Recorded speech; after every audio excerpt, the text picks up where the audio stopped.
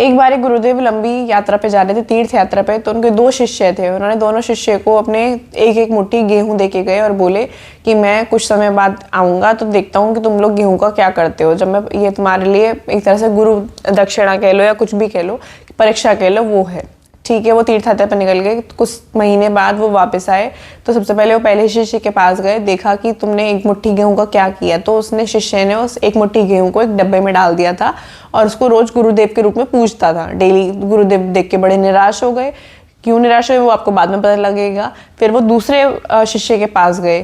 तो जैसे ही उसके पास गए तो उन्होंने देखा कि वो बीज भंडार का पूरा काम कर रहा था। टनों ट्रैक्टरों भर के उसने गेहूं का अनाज की फसल उगा रखी थी।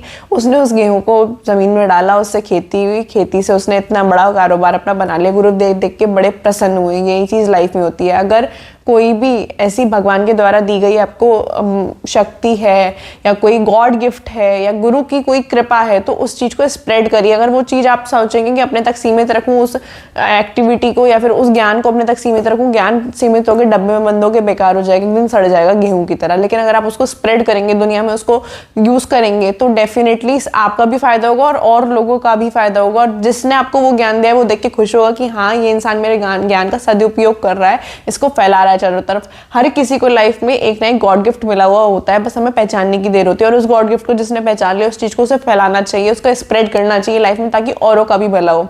क्योंकि हम लोग कई बार होते हैं कि हम लोग किसी भी चीज को सीख जाते हैं तो हम लोग सीक्रेट रखते नहीं है तो हम नहीं बताएंगे, ये नहीं बताने वाले। हमें सपोज रेसिपी है कि हमें रेसिपी सीख गई, हम नहीं बताएंगे। उस चीज को जितना बांटोगे ना उतना बढ़ेगी और उतना ही ये मत सोचो कि और लोगों को पता चल जाएगा तो मेरी वैल्यू कम हो जाएगी। ऐसा नहीं है, ज्ञान बांटने से बढ़ता है, ये बात सच है।